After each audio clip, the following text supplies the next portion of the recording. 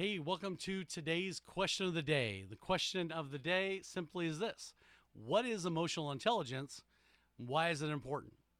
So, there are some people that you've seen that have been very successful in their career and very successful in their relationships.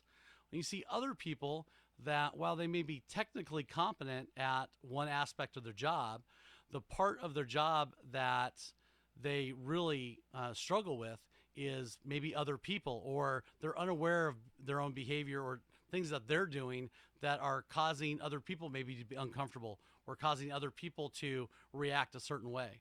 Being clueless about that not only can hurt your career, it can also hurt your relationships. So I want to talk to you a little bit about emotional intelligence so that you know more about what that is and what the 4 skills are that you need to master if you're going to raise your emotional intelligence and therefore improve the relationships of the people around you. So here are the 4 core skills of mastering emotional intelligence.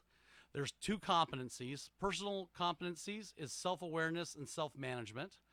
And the other set of competencies are around social competencies, social awareness and relationship management, right? Now, why are those important? Those are important simply because it gives us information, right? We say power, information is power, and it's powerful if we use it. It by itself isn't necessarily powerful. And if you want to raise your emotional intelligence, then you have to raise your awareness with what you see. So what you see is about what's happening inside you, self-awareness wise.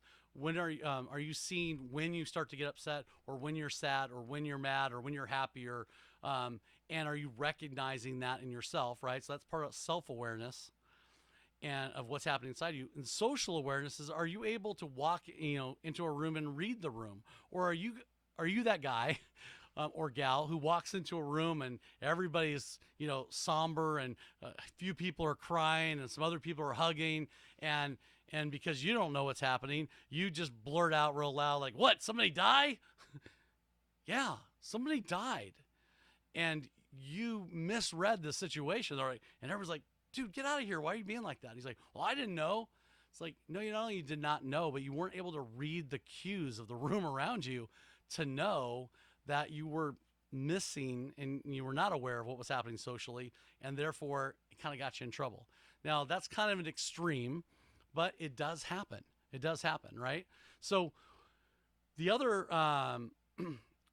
the other powerful information is what I do with what I see, right? So now that I'm aware of what I'm doing, then what about what am I doing to manage that in myself?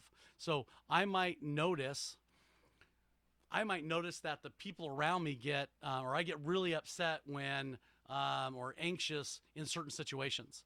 Well, it's good that you're aware of that. What are you doing to manage that? So what is it you're taking control of that? And so this is where the regulation part of emotional intelligence comes in, right? And some of people think emotional intelligence is like an oxymoron, right? That most people, when they're emotional, they, are anything but intelligent, right? They don't sound intelligent. They don't look intelligent. They're an ugly crier. They got snot bubbles coming out. It's just a mess. Well, that's definitely some strong emotions, and it is possible to be maybe even an ugly crier at times and still be emotionally intelligent about what's happening.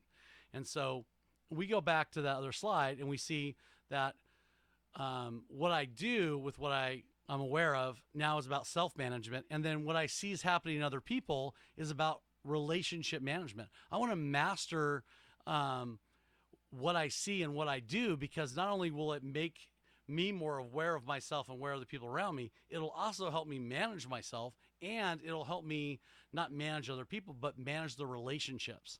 And ultimately, this, right? That it takes years and years to build relationships. Often takes a lot of effort. Well, let me ask you this. How hard is it to damage a relationship? How long does it take to lose a relationship with a client, with a vendor, with a spouse, right? With somebody you care about? It can take years to build a relationship, but man, sometimes because we weren't thinking, right? Or because we weren't aware of it, or we were aware of it, but we didn't manage it well, we damage relationships in seconds. And that's really the difference between people who have strong, healthy relationships, both personally and professionally, as well as those that tend to do very well in their career, end up managing and leading other people. Because not only do they lead themselves well and manage their own emotions well, they also are able to lead and manage other people, right? And we've heard that if we aren't good as leaders in leading and managing ourselves and the people around us, if we fly off the handle every time we're upset or disappointed or things don't go our way, guess what we're going to do? We're going to raise a bunch of other people on our team who react the same way and feel completely justified when they do it. Because, when HR comes and talks to them, like, yeah, that probably wasn't the best thing to do. I don't know what I was thinking. Well, you probably weren't thinking. That's another topic for another day. But the reality is you also weren't aware and you weren't managing things well.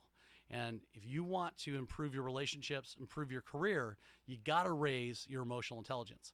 You got to raise it up. Self-awareness, self-management, and social awareness and relationship management. Those 4 skills are the key to you getting to the next level, both personally and professionally. All right, I'll see you guys tomorrow. Have a great evening. Bye.